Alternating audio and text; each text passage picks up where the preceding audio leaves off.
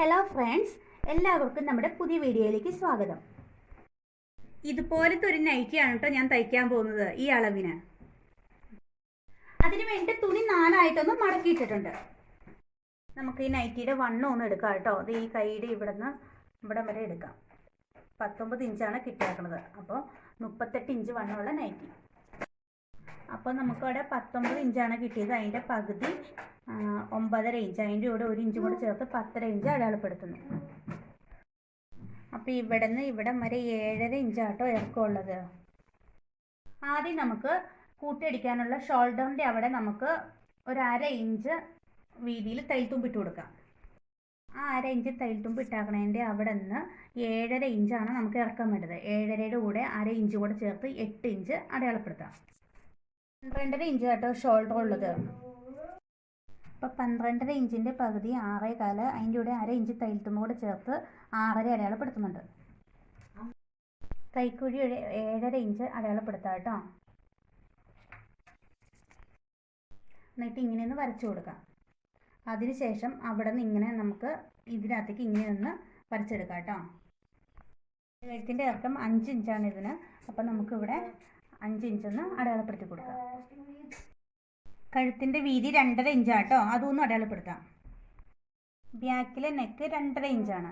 അതും നമുക്ക് ഇങ്ങനെ ഒന്ന് വരച്ച് റൗണ്ട് കഴുത്താക്കി കൊടുക്കാം കേട്ടോ. കൈയിറക്കം 6 ഇഞ്ചാട്ടോ വേണ്ടേ. മടക്കി അടിക്കാൻ തയ്യൽത്തുമ്പും കൂടെ 1 ഇഞ്ച് കൊടുത്ത് 7 ഇഞ്ച് അടയാളപ്പെടുത്തുന്നു. അപ്പോൾ ഞാൻ അളവ് നൈറ്റിയുടെ കൈ അവിടെ നിന്ന് വെച്ച് കൊടുത്തിട്ടുണ്ട്. എന്നിട്ട് ചൂണ്ടുവിരൽ വെച്ച് നമുക്ക് ഇങ്ങനെയൊന്ന് അടയാളപ്പെടുത്തിയെടുക്കാം. ഇതുപോലെ വരച്ചെടുത്തിട്ടുണ്ട് കേട്ടോ. ഇനി നമുക്കൊരു 1.5 ഇഞ്ച് തയ്യൽത്തുമ്പും കൂടെ ഇവിടെ കൊടുക്കാം. ഇവിടെ എന്നിട്ട് ഇവിടെ നിന്ന് ഇങ്ങനെ വരച്ചിട്ട് നമ്മുടെ കൈവണ്ണത്തിലേക്ക് നമുക്ക് വരച്ചു കൊടുക്കാം.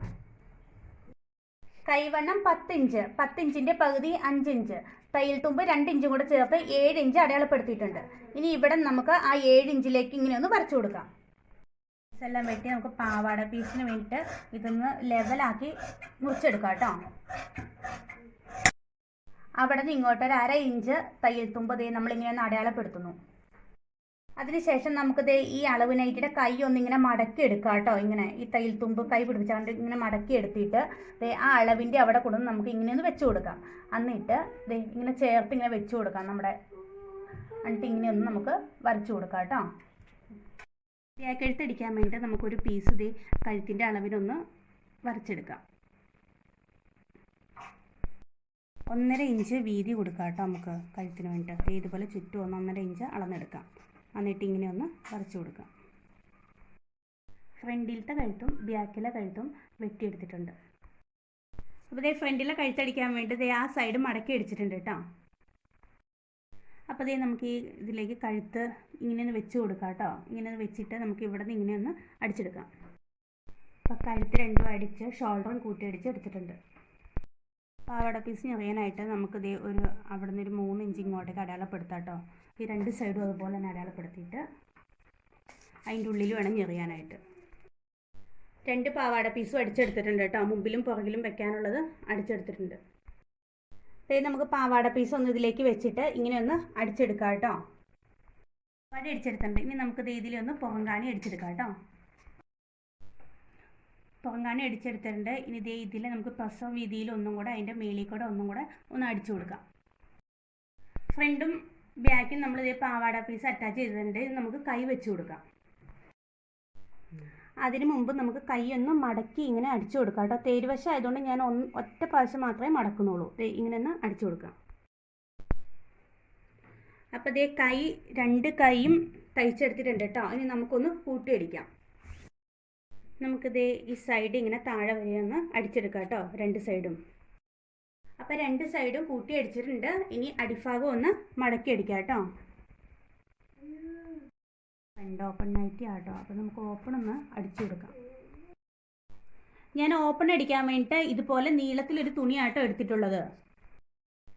തുണിയുടെ പുറം വശത്തു നിന്നാട്ടോ നമ്മൾ ഓപ്പൺ അടിക്കുന്നത്. അപ്പോൾ ഇങ്ങോട്ടേക്ക് നമ്മൾ ഈ തുണി ഇങ്ങനെ ചേർത്തിട്ട് ഇതിങ്ങനെ മടക്കി വെച്ചതിന് ശേഷം ഇതിങ്ങനെ ഒന്ന് അടിച്ചു കൊടുക്കണം. ഓപ്പൺ അടിച്ച് നമ്മൾ തിരിച്ചെടുക്കുമ്പോൾ ഇങ്ങനെയാട്ടോ കിട്ടുന്നത്.